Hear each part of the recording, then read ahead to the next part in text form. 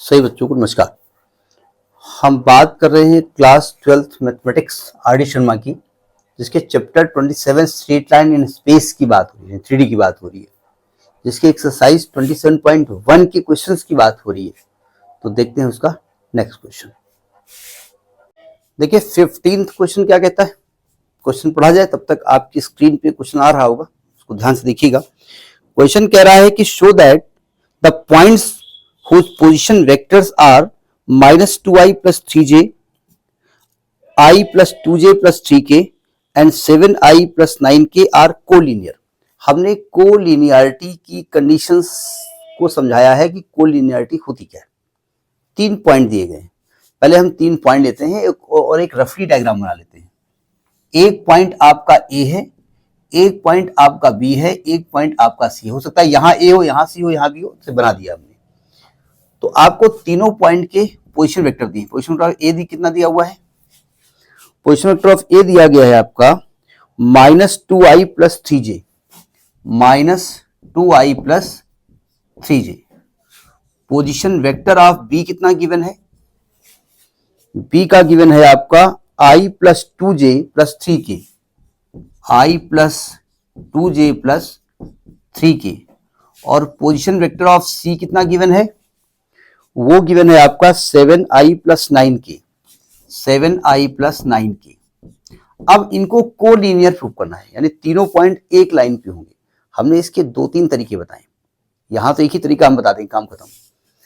देखो अगर मैं ए बी निकाल लूं और ए सी निकाल लूं और मैं सिद्ध कर दूं कि ए बी और ए सी पैरेलल है, ए बी निकाल लूं और बी सी निकाल लूं, मैं सिद्ध कर दूं ए बी और बी सी पैरेलल है, तो ये कोलिनियर हो जाएंगे। कोई कंडीशन लगा दूं, यही मैं करूंगा।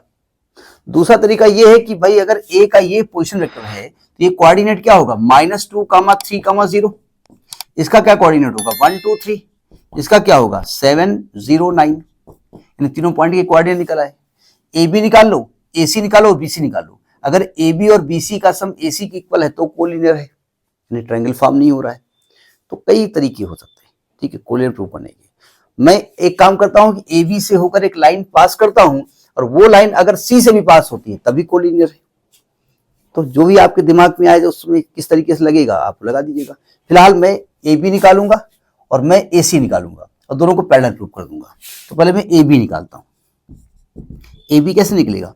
Position vector of B minus position vector of A. हमने तीनों मेथड इसलिए बता दिए कि मान लिया हमने इस मेथड से बताया, आपके टीचर ने दूसरे मेथड बताया, तो आप कहेंगे देखो यूट्यूब वाला मूर कहीं का, गंजा कहीं का बताया करता है इसके मालूम नहीं, ऐसे बताया जाता है। मेथड नहीं होता है, कई मेथड होते हैं।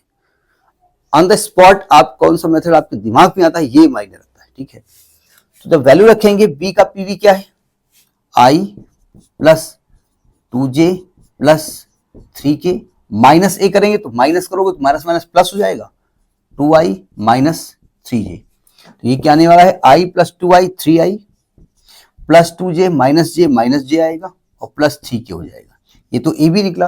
अब चाहे तो आप बी सी निकालो, चाहे तो ए सी निकालो। मैं ए सी निकाल लेता हूं, आप बी सी निकालो, बी सी निकालो। तो क्या होगा? PV of C minus PV of A. PV of C ये है आपका 7i प्लस 9k और माइनस ए करोगे तो प्लस का 2i माइनस का 3j। 7i 2i 9i minus का 3j प्लस का 9k। हम यहां से चाहे तो 3 कॉमन ले सकते हैं, तो आएगा 3i minus j plus 3k। ये AC निकल आया। दो वेक्टर्स को पैरेलल प्रूव करने का तरीका क्या होता है?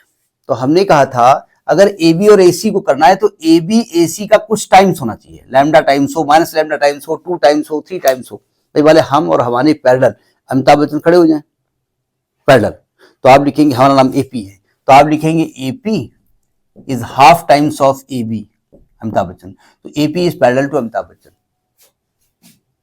चलेगा ना? उल्टा खड़े हो जाए, वो सर्किल खड़े हो जाए, नहीं हम सर्किल खड़े हो जाए, तो यहां माइनस हाफ हो जाएगा, लेकिन पैरेलल माना जाएगा, ठीक है। तो हम क्या करेंगे? AB और AC को डिवाइड कर देते हैं और देखते हैं कुछ टाइम्स आ रहा है नहीं आ रहा है, उसको देखने तो लगा है, यहां पर दोनों को डिवाइड कर देते हैं। AB upon A C. A B क्या है 3i माइनस जे प्लस 3k अपॉन ये क्या है 3i माइनस जे प्लस 3k। ये चीज देखो कट रही नहीं कट रही है, तो आगे आपका A C is equal to 3 times of A B. अब देखो जैसे आपने ए बी खींचा, ठीक, ए बी खींचा, अब आपसे मैं कहूं कि ए से ए बी के पैरेलल लाइन खींचो, तो आप इसी के ऊपर जाना पड़ेगा आपको, क्योंकि जरा सा भी आप हटे तो पैरेलल रहेगा नहीं। तो इसका मतलब ये सिद्ध हो गया कि A C is parallel to A B. इससे क्या सिद्ध हो रहा है, A C is parallel to A B, और ए सी ए बी के पैरेलल तभी हो सकता है जब ए बी सी तीनों एक लाइन में हो। 10 A B C are collinear,